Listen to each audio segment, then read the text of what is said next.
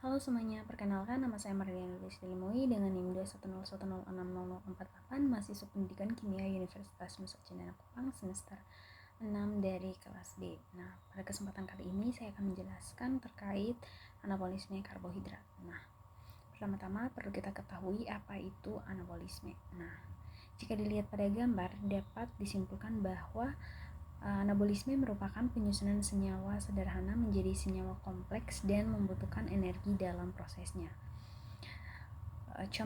Contohnya itu seperti fotosintesis, kemosintesis, sintesis lemak, dan juga sintesis protein.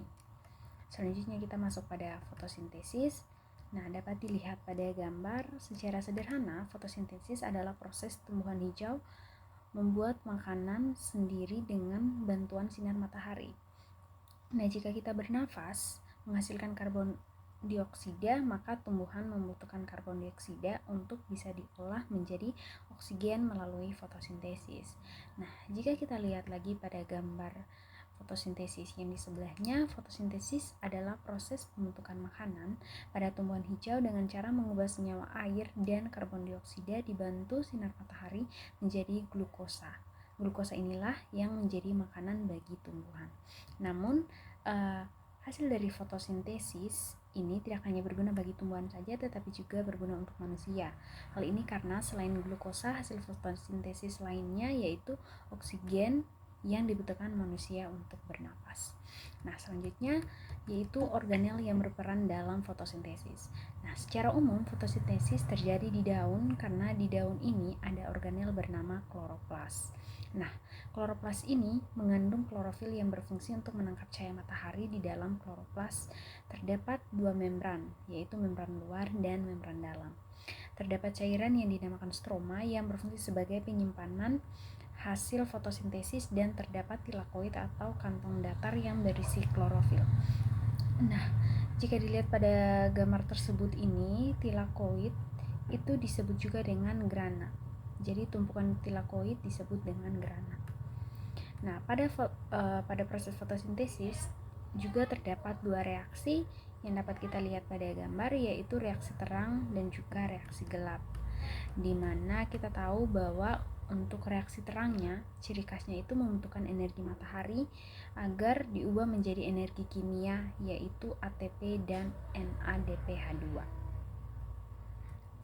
Kemudian untuk warna matahari yang efektif diserap adalah warna merah dan biru. Terjadi di tilakoid, di mana di dalamnya terdapat fotosistem yang tersusun atas klorofil A, klorofil B, dan karotenoid yang dapat kita lihat pada gambar tersebut. Nah, selanjutnya ada fotosistem. Dalam fotosintesis yaitu ada dua, fotosistem 1 P700 dan fotosistem 2 P680. Nah, jadi yang dimaksud dengan P700 ini adalah kekuatan menangkap energi pada panjang gelombang. Pada fotosistem 1 itu panjang gelombangnya itu 700 nanometer, sedangkan fotosistem 2 ya kekuatan menangkap energi pada panjang gelombang 680 nanometer.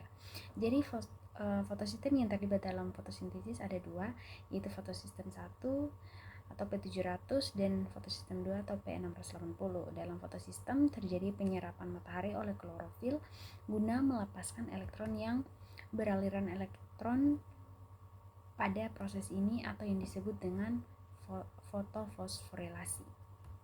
Nah, apa fungsi pigmen dalam fotosistem? Jadi fungsi pigmen dalam fotosistem itu yaitu untuk menangkap energi cahaya yang melepaskan elektron oleh pusat reaksi, yaitu klorofil A. Sedangkan untuk pigmen fotosintesis klorofil dapat dilihat pada gambar bahwa tumbuhan tinggi mengandung dua macam klorofil A dan klorofil B, di mana klorofil A ini ia bertugas untuk melakukan penyerapan cahaya dan menyediakan energi, sedangkan klorofil B yang bertugas untuk mengumpulkan cahaya dan diteruskan ke klorofil A untuk proses fotosintesis. Selanjutnya pada pigmen fotosintesis karotenoid. Dapat dilihat pada gambar ini bahwa dalam tumbuhan tinggi karotenoid terdapat dalam kloroplas. Nah, khususnya itu di dalam grananya. tersebar dalam bunga, buah, dan akar. Sedangkan dalam bakteri, fotosintesis terdapat dalam kromofor. Nah, selanjutnya kita masuk pada pigmen fotosintesis vicobilin, di mana dapat dilihat pada gambar bahwa pigmen pelengkap yang terdapat dalam ganggang merah dan ganggang biru tetapi tidak ada pada tumbuhan tinggi. Nah, vicobilin adalah suatu senyawa tetrapirol yang linear dan tidak mengandung ion Mg2+ atau berbeda dengan klorofil yang dibentuk oleh tetrapirol melingkar dan mengandung Mg2+. Kemudian selanjutnya kita masuk pada fosforilisasi atau aliran elektron. Nah, fosforilisasi terdapat dua, yaitu non-siklik dan siklik. Non-siklik artinya ia tidak dapat berulang, artinya ia hanya satu kali. Kemudian siklik artinya ia dapat berulang. Nah, yang pertama itu fosforilasi non-siklik. Nah, dapat kita lihat pada gambar. Gambar ini menjelaskan bahwa dalam fotosistem klorofil pada fotosistem 2 menyerap energi matahari untuk memecah air dan terlepas elektron. Nah, elektron ditangkap oleh akseptor primer, lalu terjadi transport elektron yang akan menghasilkan ATP, lalu elektron tersebut ditangkap oleh fotosistem 1 dan secara bersamaan fotosistem 1 juga menyerap energi matahari dan melepaskan elektron yang kemudian ditangkap oleh akseptor primer dan memasuki tahap fotolisis di mana ion 2H+ ditangkap oleh NAD+ menjadi NADPH2. Jadi hasilnya oksigen, ATP, dan NADPH2. Nah, untuk fosforilisasi non-sikliknya sendiri itu dapat kita singkat bahwa dari fotosistem 2 menyerap energi cahaya, kemudian energi tersebut ditangkap oleh klorofil untuk memecah molekul air atau fotolisis, kemudian elektron yang dilepaskan dari proses fotolisis diteruskan menuju akseptor elektron ke sistem transport elektron atau yang dapat kita lihat pada gambar di situ disingkat PEKI. PEKI itu adalah plastoquinon, kemudian ke kompleks sitokrom, kemudian ke plastosianin. Nah, proses ini menghasilkan ATP. Selanjutnya kita masuk pada fotofosforilasi siklik. Nah, dapat kita lihat pada gambar ini di mana ini terjadi pada fotosistem 1 saja, di mana elektron yang dilepaskan fotosistem 1 akan kembali lagi ke fotosistem 1. Ini terjadi di saat NADPH2 sudah maksimum. Jadi untuk fotofosforilisasi sikliknya itu elektron dilepaskan oleh fotosistem 1 pada akhirnya akan kembali ke fotosistem 1. Jadi alurnya fotosistem 1 kemudian ia ke akseptor elektron, kemudian ke ferredoksin, lalu ke kompleks sitokrom, kemudian kembali lagi ke fotosistem 1 dan hasilnya itu ia menghasilkan ATP. Kemudian kita masuk pada reaksi gelap. Reaksi gelap artinya reaksi yang tidak memerlukan energi matahari. Nah, dapat dilihat pada gambar. Hasil dari reaksi terang akan diproses secara 3 tahap di reaksi gelap. Yang pertama yaitu fiksasi. Dapat kita lihat pada gambar. Dalam tahap fiksasi ini terjadi pengikatan 3 karbon dioksida oleh 3 ribulosa bifosfat dengan bantuan enzim RuBP karboksilase atau Rubisco.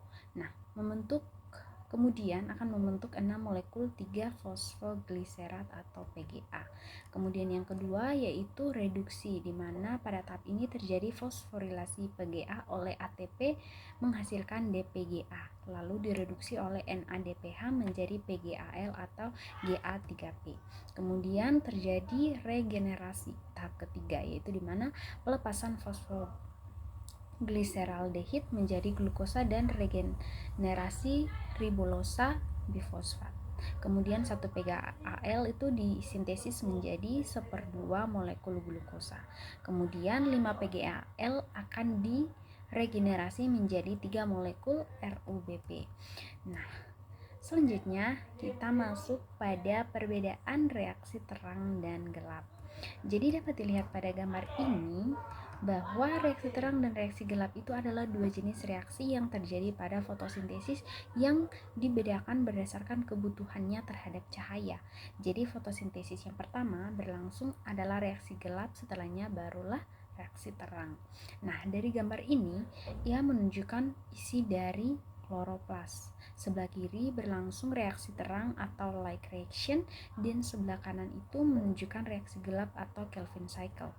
Nah, reaksi terang merupakan fotosintesis yang terjadi pada membran tilakoid kloroplas.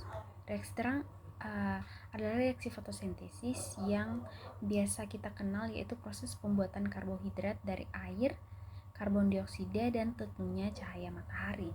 Reaksi terang sangat bergantung pada matahari dan reaksinya menghasilkan ATP, NADPH, dan oksigen yang dilepaskan ke udara. Nah, reaksi terang berlangsung terlebih dulu dan hasilnya digunakan sebagai energi pada reaksi gelap. Kemudian reaksi gelap adalah reaksi fotosintesis yang terjadi pada stroma kloroplas. Nah, jadi reaksi gelap seperti namanya tidak membutuhkan cahaya dalam prosesnya dan tentunya tidak menggunakan pigmen klorofil juga, karena klorofil itu merupakan pigmen yang menangkap cahaya. Jadi reaksi gelap menggunakan ATP dan NADPH.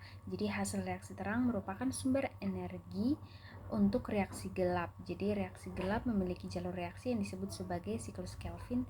Nah, jadi pada siklus Kelvin, NADPH dan karbon dioksida bereaksi menghasilkan karbohidrat dalam bentuk gula atau glukosa. Kemudian siklus Kelvin ini juga berlangsung dalam 3 tahap yang sudah saya jelaskan sebelumnya, yaitu fiksasi karbon, reduksi 3-PGA, PGA, dan juga regenerasi.